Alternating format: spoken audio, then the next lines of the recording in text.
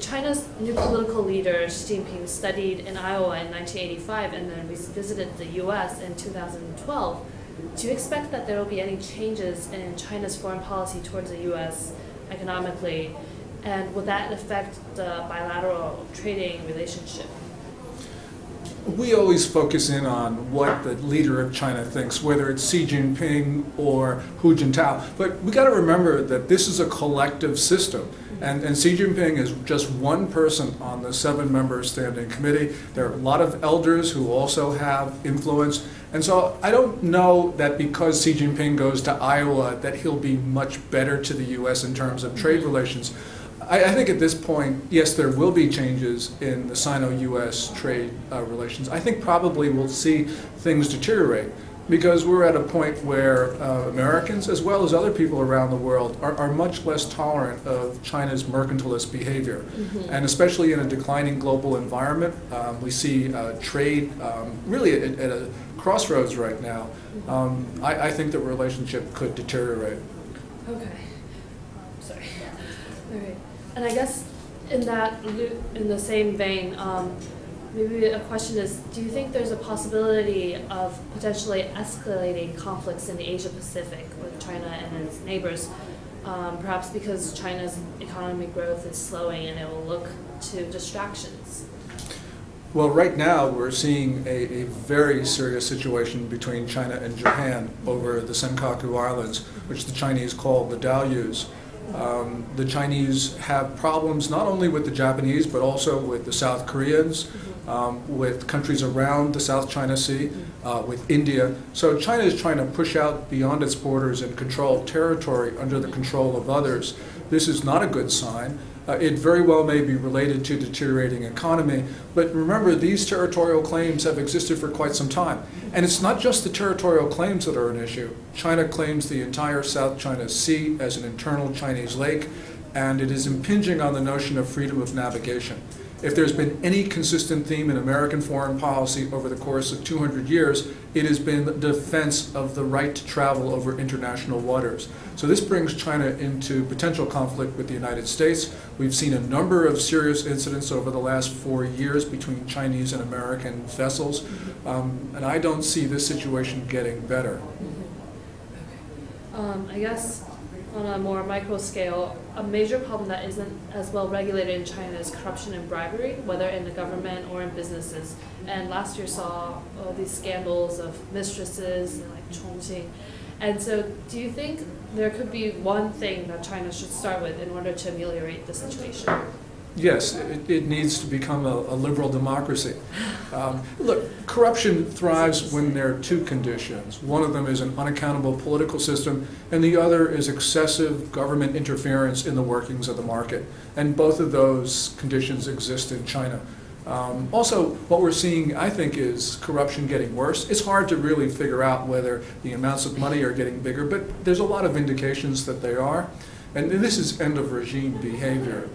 So corruption is getting worse. The Communist Party is delegitimizing itself. And what's really troubling is we do not see the party taking meaningful steps to stop corruption. You know, every once in a while they'll jail an official, but they've done that. And normally what we have seen are the people who have been jailed are really the losers in political struggles. We do not see independent prosecutors going after corrupt officials. And until we see that, really, a lot of the rhetoric from the Communist Party is just meaningless. Okay. All right. And another economics question, I would say, do you think the outflow of foreign companies from China due to rising salaries is going to become one of the reasons for China's collapse? I don't know if what we see in terms of the migration of industry out of China will be the reason. Certainly it's a contributing reason because it is undermining economic growth. And it's due not only because of rising wage rates, but also the scarcity of labor, plus also the enforcement of environmental rules. And that's why we've seen a lot of low-end manufacturing go to places like Vietnam and Bangladesh and Indonesia. Some of it is starting to come back to even North America. And it's not just low-end manufacturing that is leaving China. So there is a shift in manufacturing. It's a Part of it, the problem for China is reasons particularly related to China, but there's also reasons where people are starting to change their views of manufacturing. Companies want to manufacture closer to their customers, and the United States is actually becoming a low-cost location for manufacturing. That's really a problem for China because it has grown up on manufacturing, and I don't think it can make the transition to high-end value-added manufacturing, can't make the transition to a consumption-based economy. Many of these other transitions that people talk about China needing to do, I don't think it can do it within the time frame. And I guess, do you agree that the outflow of foreign companies is a good sign that China's economy is evolving from a production-based economy into a service-oriented one? And do you think it's a sign of China's development or a beginning of its economic recession?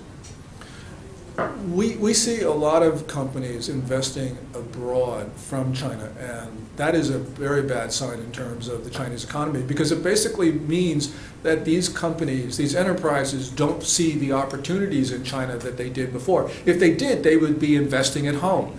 But instead, they're looking abroad, and they're looking far abroad. So this is a real problem for China. I don't think that this is a sign of a movement to a services-based economy.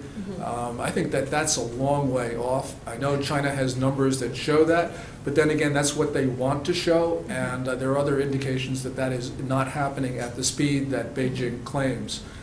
So essentially, we have a Chinese economy that is not making the adjustments that people think that it needs to make.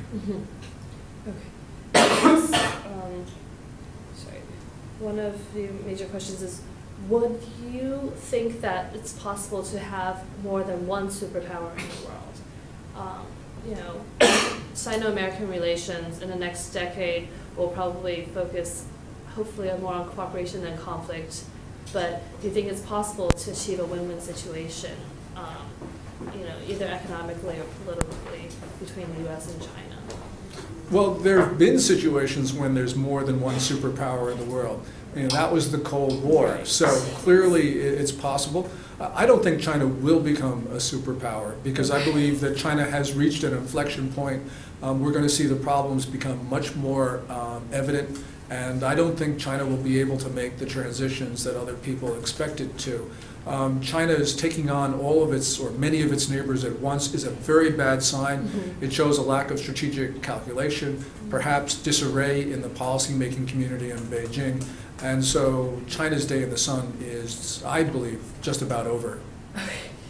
And I guess another question is, what do you think is the greatest challenge to China's economic growth? I mean, right now there's environmental depletion, heavy pollution, rising labor costs, and maybe, I think you probably think it'll pop like a bubble soon, but.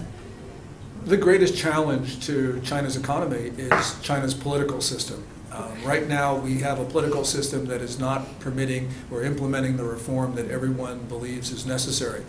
We saw a new Politburo Standing Committee unveiled at the end of the 18-party Congress in November, and we saw at least 4, maybe 5 members of the 7-member group are the so-called conservatives, who in the Chinese context means the hardline anti-reformers. These are guys who are not going to implement the reforms that are necessary, either trying to increase consumption or to do many of the other things that are on China's to-do list. So this is an anti-reform group, and I think China is going to pay a very big price for that.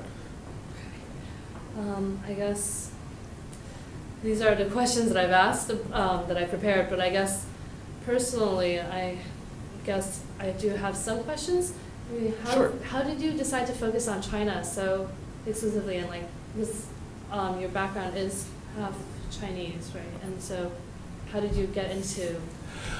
This was really easy. Okay. This was really easy because my wife and I moved to Shanghai in August 1996.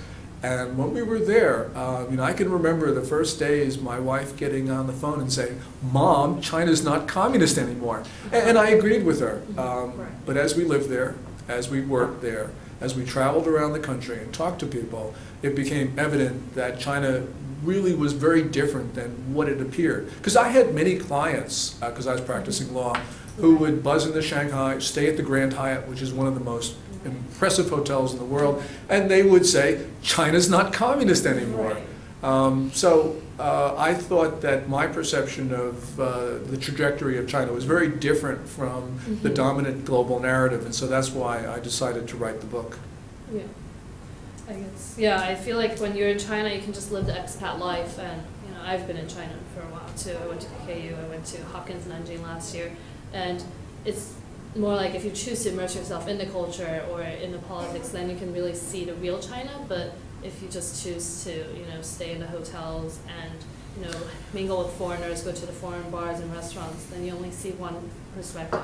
Well, my wife and I had no choice but to go out because we were practicing law. We were doing deals around the country, and you can't do deals just from Shanghai or Beijing or any of the other great cities along the coast. So we actually, you know, had to go in and into, you know, places where most people don't go to.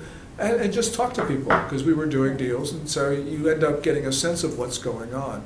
And of course, you know, my wife's a great tourist, so I had to tag along, and we go to places and we speak to people, and it's just, you got a very different view of China than you do within the very tight circles in the expatriate communities. I mean, I guess, do you think that, you know, total Westernization, 全盘西化 in China would be a good idea then? Like, you know, having seen all this China, yeah, that'll never happen, and it's not a good idea. You know, people talk about Westernization of China, people talk about Western political systems, but I don't really buy into that label. Things have developed in the West because governments, to a greater extent, have left people on their own, and so people have developed their own cultures, and they've developed their own ways of doing things. And people call that Western, but I believe it only sort of arose in the West. It's more human. And so I think that what we're going to see in China is people doing the same things that people around the world do. And people will say, well, that's less Chinese, or that's